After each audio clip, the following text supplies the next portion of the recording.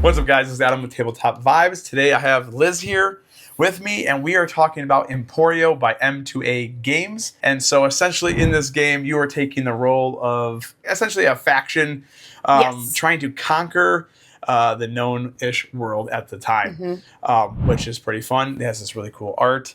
I will also show you on the screen me as a knight, just for funsies. All right. Just for funsies. Yes. I also have a tattoo that almost looks just like that right here. Anyways, how does this game work? So essentially in this game, you have 3 different phases: hustle, conquer, and prosper. And so on your turn, which is actually pretty quick, you can pick one of those 3 phases, and then inside each phase, you can then do more things. So I will talk about hustle, which in that you can activate a tactic card. And so you can buy tactic cards. Progress, which is good. And then our favorite in this game, you can oppress each other, which is a blast. Yeah, based on the oppression card, you would basically assign that to somebody else, one of the other players, and you're doing exactly what that card says. You are oppressing them, whether that, be that you take their resources or they have to lose a turn or whatever is on that oppression card. Right. Is what you're saying, okay, player, I'm going to now oppress you, which obviously gives you more of a tactical advantage as the game goes on. Right. So hence tactic cards. And then so you can also pay resources to then help discard those tactic cards, because a lot of them also make you have to pay more for units. So that's really hard because this is a area control-ish resource management because resources are tight. So how do you get resources? So you roll as 2 d6s, and then there's a kind of like a market board. Everybody has it on their own board where you have money. It's really cool. They also tell you what each coin means in Latin. Well, actually, they're all in different. I think it's all Latin. It's all Latin. Yes. So like seize the day. A quote from Julius Caesar with like something about conquering. It's really cool. I'll put it up on the screen. Yeah. But you get to then roll the dice depending on the number and the other number. It's a multiplier. So you can gain resources that you're going to be spending then to build things. Also, you can generate resources like we just talked about, and you can make trades. You can either trade with the bank, which they take more, so 6 to 1, or you can buy your own market and trade 4 for 1. So that's pretty cool.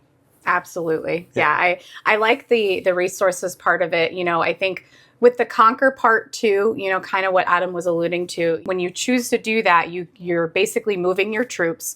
You are attacking and or healing your troops. So if you have troops that are injured, you get that opportunity during that conquer phase to actually heal your troops as well, because it's not just a resource and an area control. You are also trying to get the most diamonds in the game. And the way to do that is for that area control and to start attacking, your opposition. Right. And of course, attacking their capitals or their military centers and, causing damage to those, because once you get rid of them, so for example, the Capitol building, if you destroy that, that's, I think, 30 health. 30 health. Takes a lot of hits. But you can't rebuild that. Yeah, so that player is done, and then you obviously would get the diamond from that. Right. So you're trying to make the most diamonds. I think it's 12. 12 total. 12 total diamonds to win it. The other fun aspect is there's flames that you literally put into the buildings to track the damage. So you can know exactly where it is. You can totally see your building on fire, which is awesome. So the downside to that. So if we were just playing a 3-player game, is if I am going after Adam's capital and say I get it to 28. Yes. Oh my gosh. Then, if say my husband or somebody else comes in and then they deal it the last bit of damage, I get nothing. No. So it's whoever deals that killing final blow gets to that building, that diamond is yours. So I could just get it all buttered up, for that wonderful, damage to that building. And then I get suckered out of it because I didn't complete the damage, but I did all the work. You could trip at the finish line.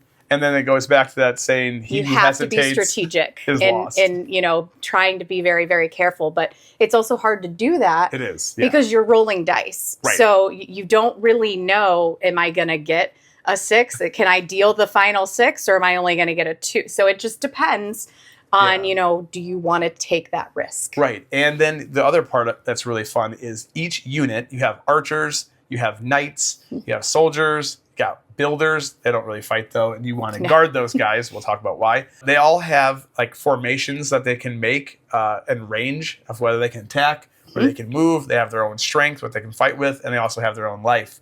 So if I roll a 5, but my guy only has 1 attack, it doesn't matter that I roll a 5.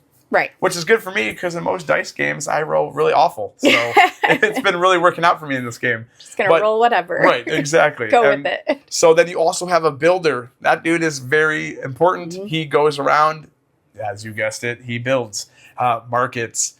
You can build catapults. That's just really fun. Yes. And so there's all these different kind of components while you're trying to take over the area on the board, maintain your resources, fight each other. You also get to counterattack if someone attacks you, and you can deal damage to different units based on your units and the damage you're doing, which is a lot of fun. And, you know, from a resource perspective too, because you obviously you want to build as well. So you also get diamonds from actually building the military centers. You start with a capital, and so you can build these other buildings. And when you build them, you get, you know, those diamonds as well. Because again, you will come out victorious if you're able to earn those 12 diamonds first. Right.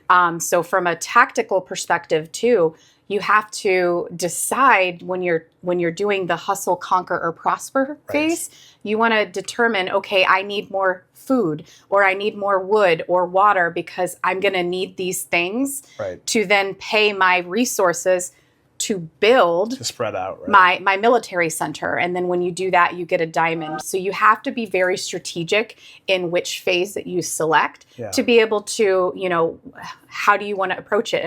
Is this going to be the turn where I attack someone because I'm going to get a diamond because this building is almost conquered?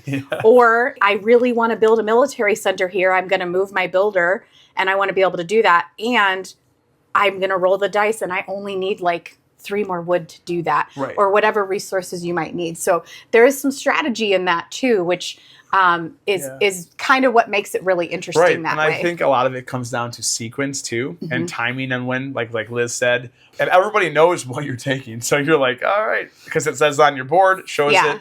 It's not hidden. Yeah, not at all. So you're not like getting away. You're like, hey, I'm going to take Prosper, which is like you can build, you can heal troops, right? All the things. Everyone knows that's what you're going to do. And so you pick out of those 3 actions, and then you do mandatory of all those things if you can do them.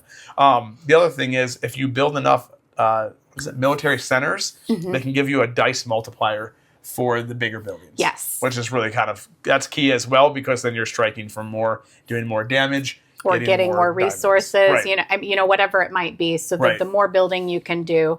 But again, you have to also be weary of the opposition. Where are they at? What are they doing? How close are they to your military center or to your capital? Or to your builder?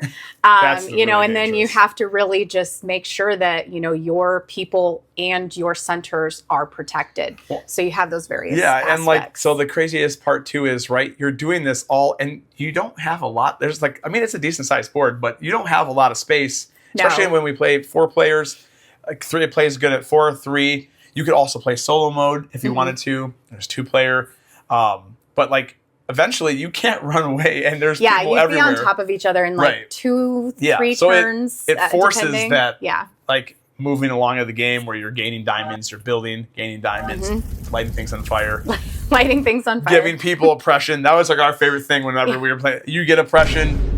You get oppression. Yeah, we're going to just pass it out, you know. You had the hammer, the little hammer. You can become the master builder. So there's actually a little hammer that comes in it. I would have preferred, you know, like a more heavy duty one, just to be, you know, so you can flail it around and say, hey, I'm the master builder, you're not. But it's really cool because you can at least say, you know, it gives you those sort of brownie points. Like you get that pride, like, ha ha. I was the first to become the master builder. As you're oppressing everybody. And then we have the shield, which looks really cool as well. But so it just kind of takes a lot of cool aspects of like a bunch of different games and kind of like mashes them all together to make a really cool, fun experience. You can also hire a smuggler if life didn't have good enough choices as it is. And so they are super fun, and you can hire a smuggler to go help you do more oppression and attacking and building and things. Obviously, the smuggler doesn't build, but you can use them in different ways. And so it's all about how you play your units, how you time out your buildings, playing your units, where you're going to go. If you get to the middle of the board, you can get some perks because you made it to the center and you didn't die. But it's a lot of fun. It's a blast. It's coming to Kickstarter really soon, so keep an eye on it. Like, subscribe, and comment on, I guess, like what your favorite faction is back in the day. Are you like a Danes? I don't know, right? Yeah, The Caesar. Picts, I mean, yeah, I don't Caesar. know. Just pick a it has various, war Yeah. like themes to it. So I think anybody that likes, the area control, combat resource, style, then it's one of those things that I think you would be drawn to something like this. So let us know in the comments your favorite faction. I guess you would be on if you were to lead a faction. I would say I'd probably be Richard the Lionheart, aka that's why I have this tattoo, which looks like this. Liz, I would probably just be the master builder because that's what I was in real life. And just oppressing everybody. I tried. Well, as always, we're Tabletop Vibes. Thanks for watching. We'll check you next time. Bye.